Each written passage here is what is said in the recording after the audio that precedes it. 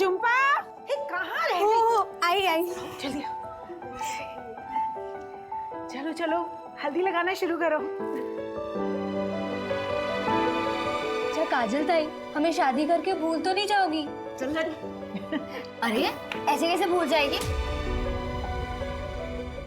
हम भूलने थोड़ा ना देंगे, और वैसे भी तुझे तो इसके साथ दहेज में भेजेंगे।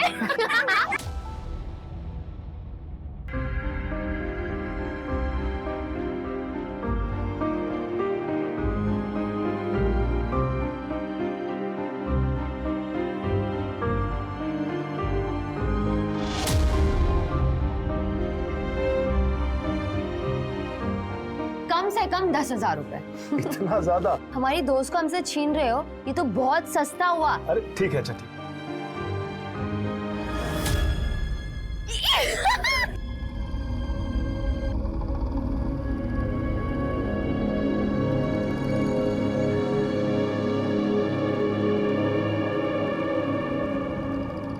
इतने ज्यादा रुपए देने की क्या जरूरत थी?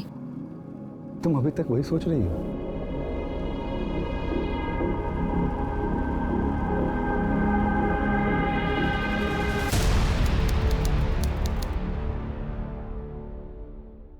तो तुम ही बताओ ना, कैसे करूं मैं ये सब मैनेज? अरे यार, तुम्हारा ये क्या रोज का नाटक है? क्या चाहिए तुम्हें? खुशी चाहिए, सुकून चाहिए। ये जो पैसे उधर उधर बर्बाद करते हो ना, घर में लाके दो ना। मेरी भी जरूरत है, मुझे भी घर चलाना होता है, मेरे अपने भी शौक है। अरे तो वही तो पूछ रहा हूँ, क्या चाहिए तुझे? गर्मी में ना जान जलती है मेरी। एसी चाहिए घर में, साफ पानी पी सकूं उसके लिए फिल्टर चाहिए। कुछ ज्यादा तो नहीं मांग रही हूँ ना मैं तुमसे। देख, मैं जितना कर सकता उतना कर रहा हूँ तेरे लिए। तुझे बहुत दिक्कत है ना, जा अपने आई के घर। काजल बेटा, 2 बर्तन साथ में होंगे तो खनक तो उठेगी ना। अरे निखिल ने तुझसे गुस्से में कह दिया कि आई के पास चली जा। इसका मतलब ये तो नहीं ना बेटा कि तू अपना घर पति सब छोड़ के आ जाएगी। मम्मी, निखिल मेरा बिल्कुल भी ख्याल नहीं रखते मम्मी। पत्नी हो ना उनकी जिंदगी में क्या हो रहा है जानने का हक है ना मुझे। वो कितना कमाते हैं, कहाँ खर्च करते हैं, कहाँ उड़ाते हैं, मुझे कुछ भी नहीं बताते। अब तुम ही बताओ, कैसे चलाऊंगी घर में? बेटा सब ठीक हो जाएगा, तू चिंता मत कर। काजल, काजल, काजल,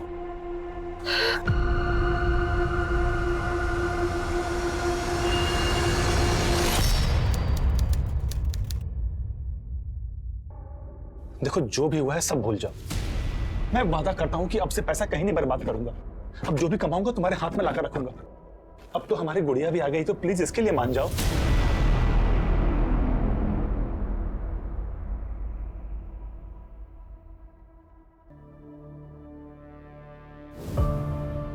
अरे कैसी है तू?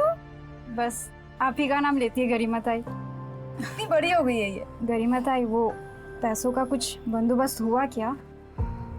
मधु, ये लो। धन्यवाद ताई। खूब पढ़ाओ इसे। जब एक आदमी पढ़ता है ना तो सिर्फ अपनी जिंदगी सुधारता है, लेकिन जब एक औरत पढ़ती है तो पूरे समाज को सुधारती है। किसी भी बात की टेंशन मत लेना तुम। पुरानी सिलाई मशीन से इस फैक्ट्री तक का सफर तय करने में 6 साल लगे हमें। इस जगह ने बहुत सारे लोगों को रोजगार दिया है, उपलब्धि है अपने आप में। आइए आगे देखते हैं, आइए। डैमेज फैब्रिक की जो कलरिंग होती है उसका काम हम यहाँ करते हैं। काफी बड़ा एरिया है। आइए आपको आगे दिखाते हैं। और ये हमारा गोडाउन।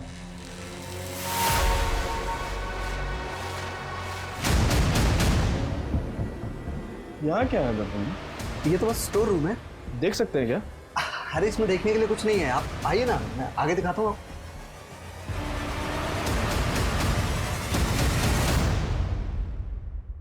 सर उस गारमेंट की फैक्ट्री से मीरा रोड के एक नंबर पर अक्सर बात होती है। किसी टूर एंड ट्रेवल्स के ऑफिस का नंबर है सर।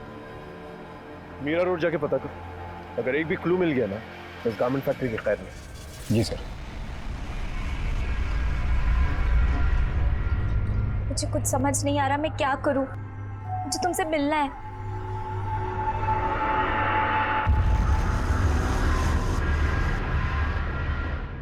बाबा को तुम्हारे बारे में पता चल गया इकबाल, वो हमें कभी एक नहीं होने देंगे। तुम परेशान मत हो अंजलि, मैं तुम्हारे बाबा से बात करूंगा। क्या बात कर कहा? क्या बात करेगा? आप मेरी बात तो सुनिए अंकल, एक मिनट सुनिए तो आप। तेरे को शर्म नहीं आती? हाँ? अपने लोगों में जाकर के लड़कियां क्यों नहीं फंसाता? हमारी बहू बेटी पर नजर डालता है? पापा प्लीज इकबाल को जाने दीजिए, पापा प्लीज इकबाल को जाने दीजिए। जब अपना ही सिक्का खोटा हो ना तो आदमी किसी और से क्या बात करेगा?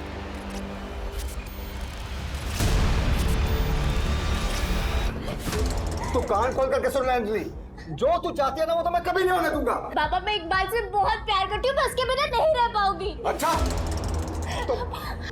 तो फिर ना तो अपने बाबा के बिना रहना सीख ले। छोड़ अंजू, छोड़िए, रुक जाइए। बोल रहा हूँ छोड़। आज मैं सारा किस्सा ही खत्म कर देता हूँ।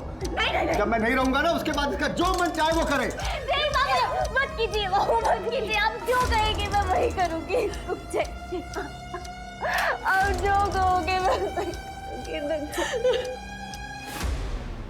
दर्पण भाई, मेरे तो कुछ भी समझ में नहीं आ रहा है कि मैं क्या करूं। आप ही कुछ कीजिए, अब हमारी इज्जत आप ही के हाथ में है।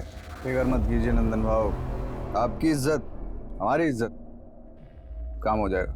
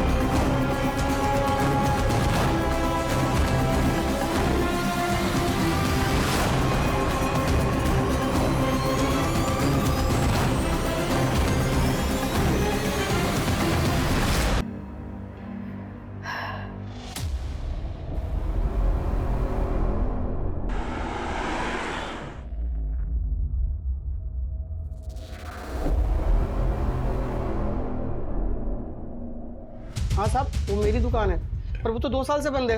अगर 2 साल से बंद है तो तुम्हारी दुकान की लैंडलाइन से गारमेंट फैक्ट्री के नंबर पे रेगुलर कॉल्स क्यों जा रहे हैं? सर इस नंबर का बिल तो मैंने 2 साल से नहीं भरा, मुझे लगा अब तो डिस्कनेक्ट हो गया होगा। एक मिनट रुकना, उस लड़की को लेके आओ। जाने दीजिए ना मैडम, गुंडे लोग इन्हें उठा के लाते हैं और फिर इनसे भीख मंगवाते हैं। इनका पूरा गैंग है। बच्चे देश का भविष्य होते हैं। अब इनकी जिंदगी बचाने के लिए मुझे ना किसी गैंग का डर है और ना ही किसी गुंडे से। मैं नेताजी से बात कर लूंगी, जाओ लेके आओ। जी मैम, जाती हूँ। हेलो बेटा।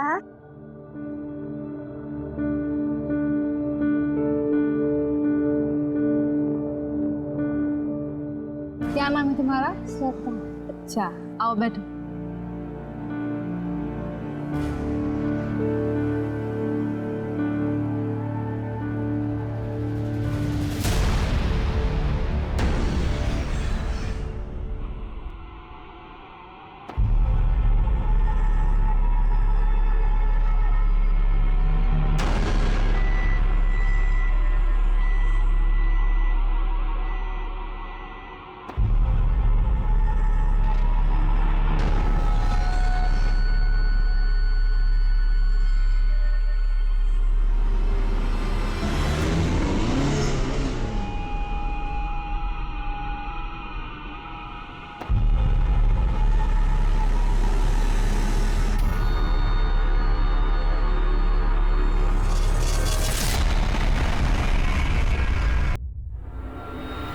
देखो मैंने क्या बनाया। क्या बनाया?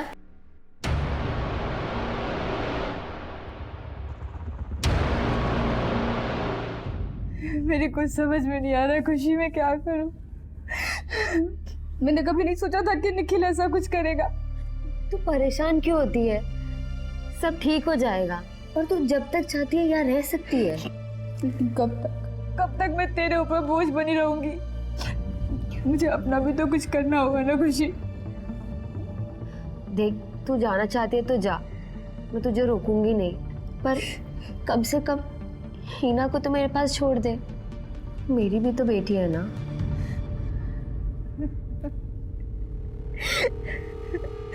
दुकान के फ़ोन नंबर के बारे में पता किया सर, उसके लैंडलाइन का बिल वो रेगुलर कैश में जमा कर रहा था, लेकिन वहाँ के ओनर सिंह ने तो कहा था कि उसे इस बारे में कुछ भी पता नहीं। अगर शॉप बंद थी, लैंडलाइन से फोन कॉल कर रहा था, हो सकता है नकली चाबी बनवाई।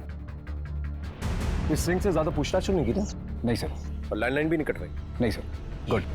पता करो इस लैंडलाइन से गारमेंट फैक्ट्री के अलावा और कहाँ कॉल्स गए। अगर चूहा बिल में छुपा है तो बिल तो खोदनी ही।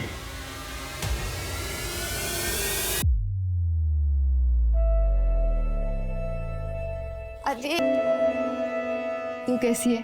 ज्यादा परेशान तो नहीं करती ना? बहुत परेशान करती है, लेकिन मुझे एक बात बताना, अगर बेटी अपनी माँ को परेशान नहीं करेगी तो किसे परेशान करेगी? थैंक यू खुशी। अगर तू नहीं होती ना तो पता नहीं मैं क्या करती। मैं गुमसुम काजल से गरिमा ताई कभी नहीं बन पाती, लेकिन मैं यहीं तक रुकने वाली नहीं हूँ। मैं ना औरतों की जितनी मदद हो सके ना उतनी मदद करूंगी। मुझे कुछ ठीक नहीं लग रहा है।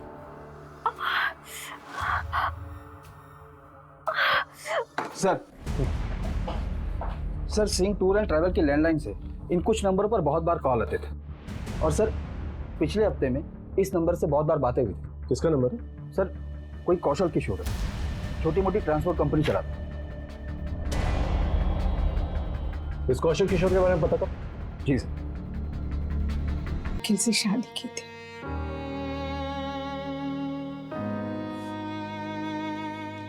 लेकिन वो निखिल तो राक्षस निकला। उसने तो झुम्पा के साथ ही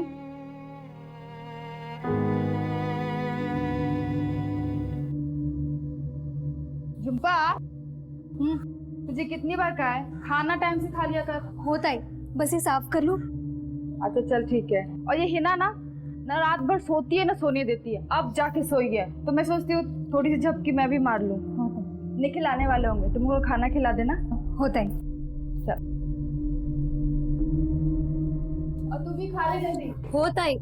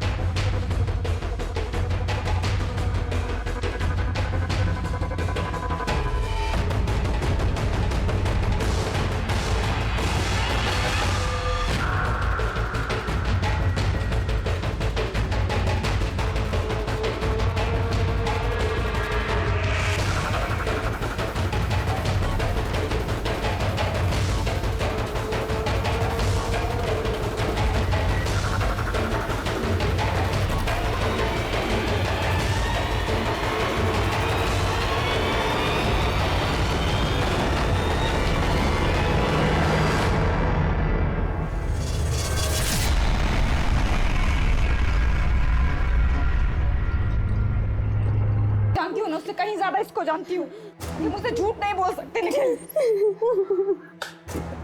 तुम उसको जानो, लेकिन मैं इस चक्कर में नहीं पड़ सकता। मैंने इसके साथ कुछ नहीं किया है, बस।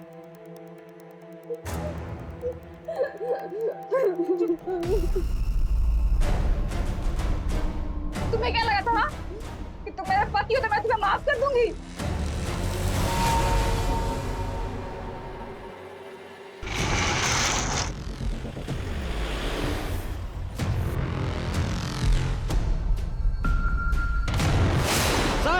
ये वो यहाँ ट्रक है।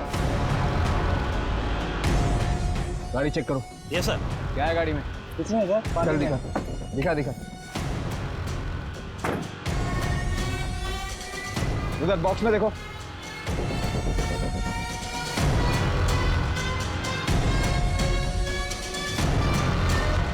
सर ये तो ड्रग्स है।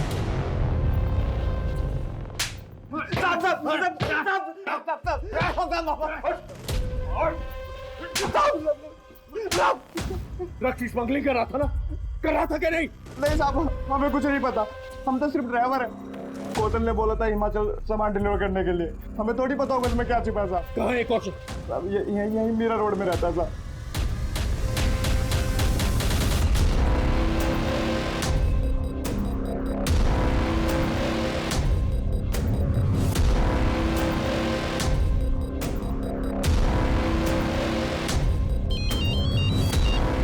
क्या वो? सर, वो निकल गया।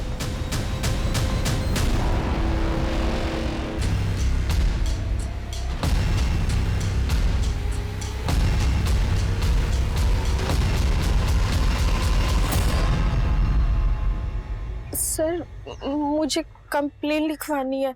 क्या हुआ? मेरे साथ कुछ गलत हुआ है। बड़े सर किधर है? क्या हुआ?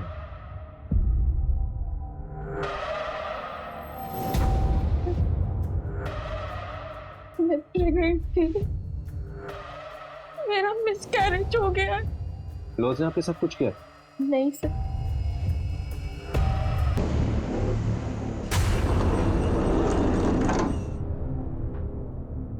मुझे लगता है कि वहां मेरा किसी ने रेप किया। लगता है मतलब? क्या आपको पता नहीं आपके साथ रेप हुआ या नहीं? सर, मैं बेहोश थी। किसने किया आपको बेहोश?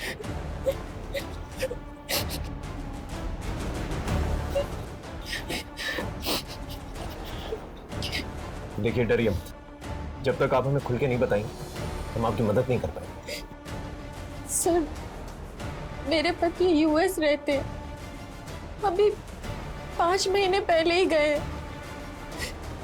वहां जाने के बाद वो सारी चीजें अरेंज करने वाले थे, इसलिए मैं इंडिया में ही रुक गई। सर, उनके जाने के बाद मुझे पता चला कि मैं प्रेग्नेंट हूँ। मैंने 5 महीने तो कैसे तैसे निकाल लिए, लेकिन बाद में मुझे लगा कि हमारा पहला बच्चा है, हम दोनों को साथ होना चाहिए। नीलम, छुट्टी बिल्कुल भी नहीं है, और अगर मैं इंडिया आया तो नौकरी चली जाएगी। सर, मैं अपने पति के पास जाना चाहती थी। मैं बहुत परेशान हो गई थी, बहुत परेशान हो गई थी। तुम यहाँ नहीं आ सकते, लेकिन मैं तो वहाँ आ सकती हूँ ना। अरे अभी अभी तो तुम्हारा यूएस का वीजा रिजेक्ट हुआ है। तुम प्लीज बात तो करो उससे। ठीक। क्या हुआ? किससे बात करने के लिए कहा था आपके पति? गारमेंट फैक्ट्री वाले दर्पण से।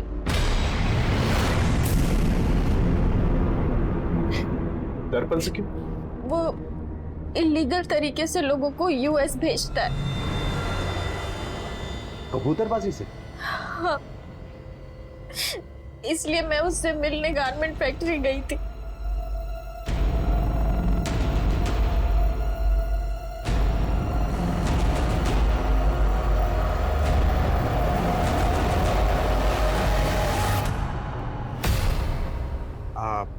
पक्का इस हालत में वहाँ जाना चाहती हूँ? हाँ, मेरा जाना बहुत ज़रूरी है। मैं चाहती हूँ कि जब मेरा बच्चा इस दुनिया में आए तो मेरा पति मेरे पास हो। ठीक है भाई, ये देखिए, हम आपको पनामा के जंगल क्रॉस करवाएंगे, उसके बाद मैक्सिको पहुँचाएंगे, मैक्सिको से फिर यूएस बॉर्डर। लेकिन बॉर्डर क्रॉस करने में अच्छा खासा रिस्क होता है।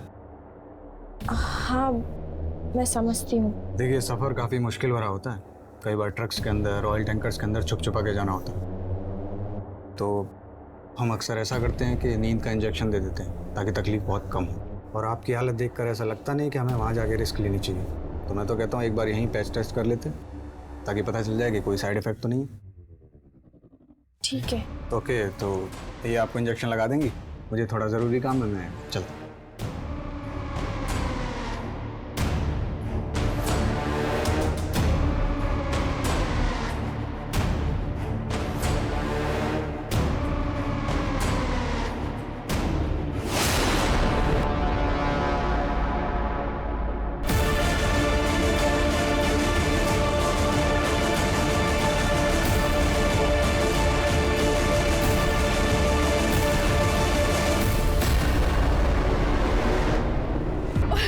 वहाँ मेरा रेप हुआ और दूसरे दिन मेरा मिसकैरेज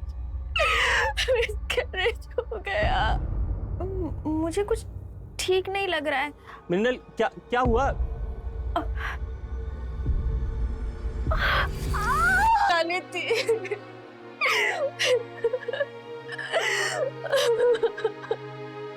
कहते हैं गलत काम का गलत नतीजा होता है, लेकिन मृणाल के पति की गलती की सजा इतनी बड़ी होगी उसने सोचा नहीं था। मृणाल की शिकायत के बाद पुलिस ने उस गारमेंट फैक्ट्री का पूरा सच जानने की कोशिश की, लेकिन उनके हाथ कुछ भी नहीं लगा। सर उस गारमेंट फैक्ट्री के खिलाफ तो कुछ नहीं मिला, लेकिन मृणाल के बयान से तो ये साफ है कि उस फैक्ट्री में उसके साथ रेप हुआ था। सर चलकर दर्पण को उठा लेते हैं ना। लेकिन ये साबित कैसे करेंगे कि मृणाल का रेप वहां पर हुआ था? जब मृणाल का रेप वहां हुआ वो इस डर से हमारे पास नहीं आई क्योंकि उसका पति इलीगली यूएस गया। लेकिन सर उस फैक्ट्री में कबूतरबाजी होती है, इस बिना पर रेड तो डाल सकते हैं वहां पर। कबूतरबाजी के लिए हम लोग वहां पर रेड भी मार लें, लेकिन बाकी जो इलीगल एक्टिविटीज होती है उसे कैसे साबित करेंगे? ये मत भूलो कि मृणाल का रेप वहां हुआ था और मृणाल एक वाहिद लड़की जिसने उस गारमेंट फैक्ट्री के खिलाफ जो है कंप्लेन की है। सबसे पहले तो उसका पति फंसेगा क्योंकि वो इलीगली यूएस गया था। पहले इस गारमेंट फैक्ट्री के खिलाफ सारे सबूत इकट्ठा कर लें, फिर action. I am very sorry sir, मैं जानता हूँ कि मैंने गलत किया है। गलती की सजा तो जरूर मिलेगी। गलती की सजा तो मुझे मिल गई है सर। दर्पण ने तुम लोगों को कोई डॉक्यूमेंट दिया था? कोई भी डॉक्यूमेंट, टिकट वगैरह? नहीं सर, हमारे हाथ में तो उन्होंने कुछ भी नहीं दिया था सर। हम 5 लोग एक साथ गए थे, उनमें से एक ही बंदा था जिसके हाथ में सब कुछ था। पैसे कैसे दिए थे उसे? सब पैसे सब कैश में दिए थे। और दर्पण के बारे में किसने बताया था तुम लोगों को? नंदन भाऊ ने।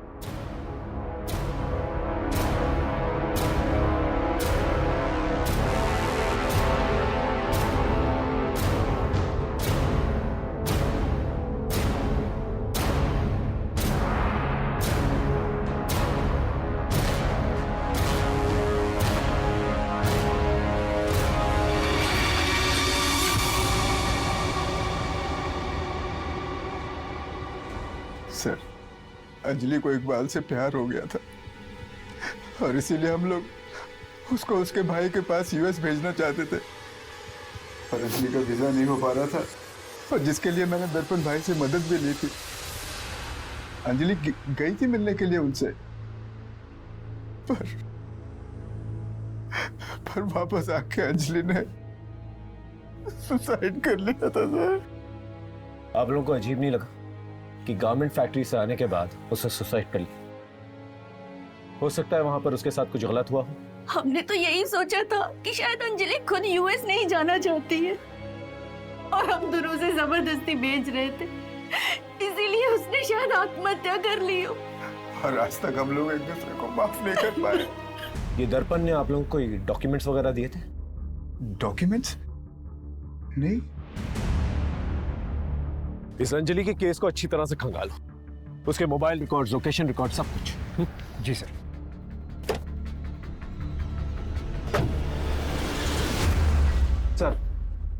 सर अंजलि ने गारमेंट फैक्ट्री जाने से पहले इकबाल को 4 बार कॉल किया था और रात को तकरीबन 10 बजे इकबाल ने अंजलि को 12 कॉल किए थे, जिसमें से एक ही रिसीव हुआ था। और कुछ? सर इकबाल के मोबाइल लोकेशन के अकॉर्डिंग वो उस रात गारमेंट फैक्ट्री के पास ही था। उसके बाद अंजलि के घर के पास गया था, तकरीबन रात 1 बजे तक वो वहीं था। सच सच बोलना। सर मैं अंजलि से बहुत प्यार करता था सर। उस दिन अंजलि का कॉल आया था मेरे पास। मैं तुम्हारे बिना नहीं रह सकती, मैं यूएस नहीं जाना चाहती, प्लीज कुछ करो। अंजलि तेरे घर वाले हम एक साथ नहीं रहने देंगे, चल भाग चलते हैं। ठीक है। अंजलि अपना सब कुछ छोड़कर मेरे साथ चलने के लिए तैयार थी सर। हमने प्लान किया था कि वो फैक्ट्री से सर सीधा मेरे पास आएगी सर। मैंने टिकट्स बुक कर लिए थे दिल्ली की तरफ, सब रेडी था सर। मैं गारमेंट फैक्ट्री के बाहर उसका वेट करता रहा सर, वो आई नहीं सर। उसके बाद मैंने इतने सारे उसे कॉल्स भी किए थे सर। लेकिन उसने तुम्हारा एक ही कॉल रिसीव किया। क्या कहा था उसने? हेलो। अरे अंजलि कहाँ हो तुम? लेट हो रहे, ट्रेन का टाइम हो रहा है। इकबाल, मैं तुम्हारे लायक नहीं रही। मैं तुम्हारे लायक नहीं रही।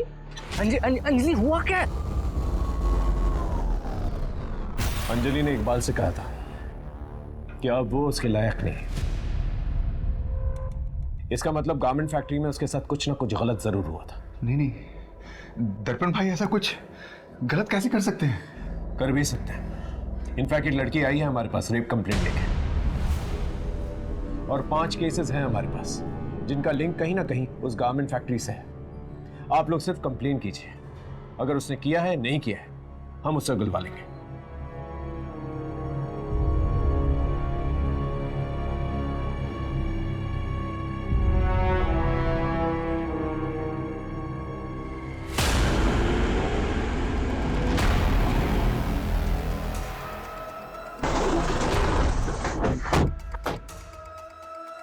दुबे अच्छे से तलाशी लो। सर यहाँ बॉक्सेस में चेक करो। अरे देखो क्या है। क्या कर रहे हैं आप लोग? और वहां उस कमरे में भी चेक करना। आप लोग ऐसे नहीं आ सकते। ये रहा सर्च वारंट, देखो क्या मिलता है।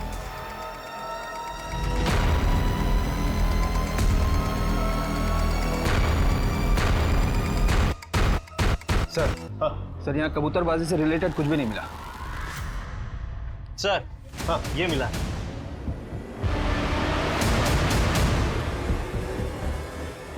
सर मुझे नहीं पता ये सब यहाँ कैसे आया। क्या है ये? वो मैं लाया था साहब, इनके लिए।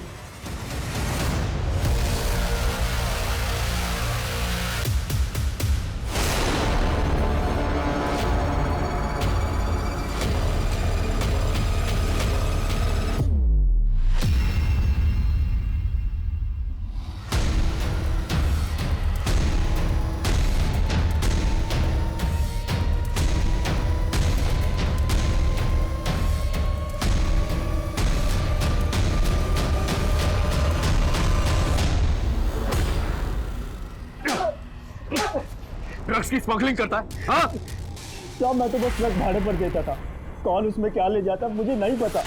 किसे दीजिए ट्रक भाड़े? बोल। साहब वो सिंह टूर्स एंड ट्रेवल्स को।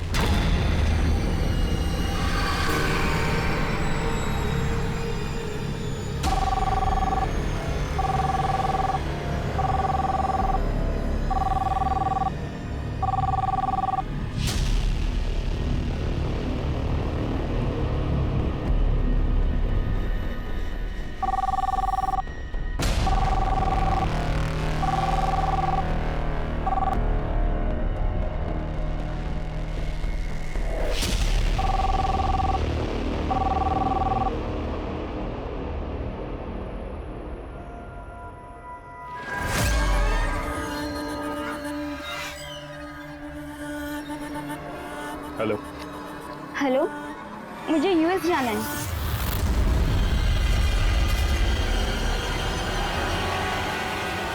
मैं यूएस में जॉब के लिए जाना चाहती हूँ, लेकिन मेरा वीज़ा नहीं हो पा रहा है क्योंकि मेरे सर्टिफिकेट में थोड़ा प्रॉब्लम है। हो जाएगा, हम आपको मैक्सिको के रास्ते यूएस भेज सकते हैं, लेकिन रास्ता थोड़ा खतरनाक है इसलिए कई बार बेहोश करना पड़ता है। तो एक बार टेस्ट कर लें ताकि कहीं कोई साइड इफेक्ट तो नहीं। ठीक है।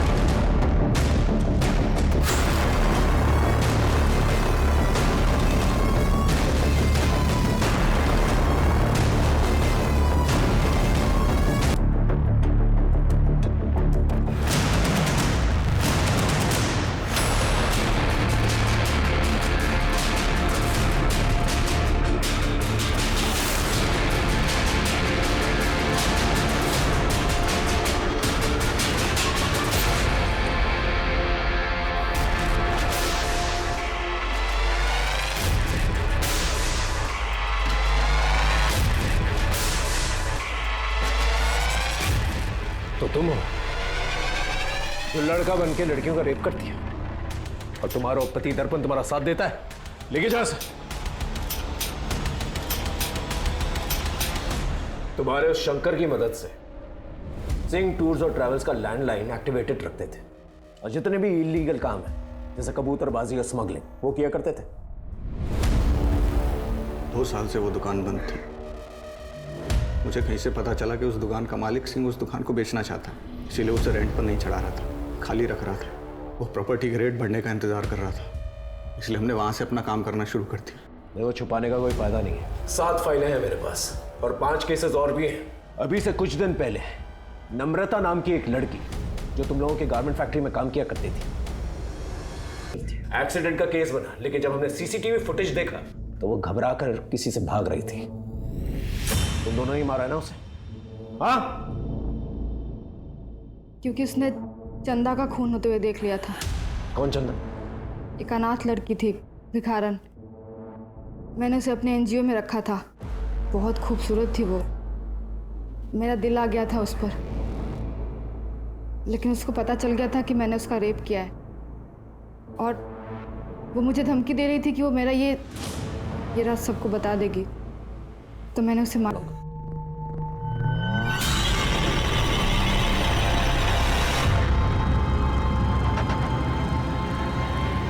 हाँ, मुझे लड़कियां पसंद है।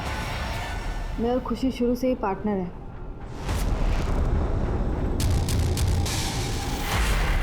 समाज को दिखाने के लिए तुम दोनों ने शादी की?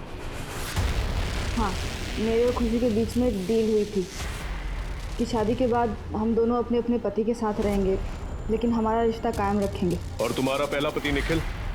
मैं उससे खुश नहीं थी। उसके बूढ़े माँ बाप गाँव में रहते थे।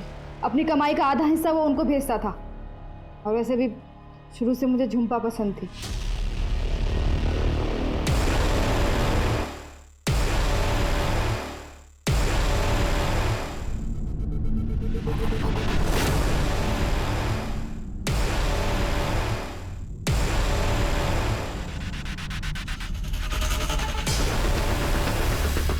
बोलो। उसको इलीगल तरीके से यूएस जाना था, लेकिन फिर वो यूएस नहीं जाके अपने घर वापस चली गई। और घर जाने के बाद जब वो रेप का सदमा बर्दाश्त नहीं कर पाए, उसने अपनी जान ली, सुसाइड कर। शर्म आनी चाहिए। लोग तुम्हें देवी मानते हैं, तुमने एक राक्षस जैसा काम किया। क्या करूं सर, लड़कियों का शौक है मुझे। अब अपने शौक जो है ना, जेल में पूरे करो।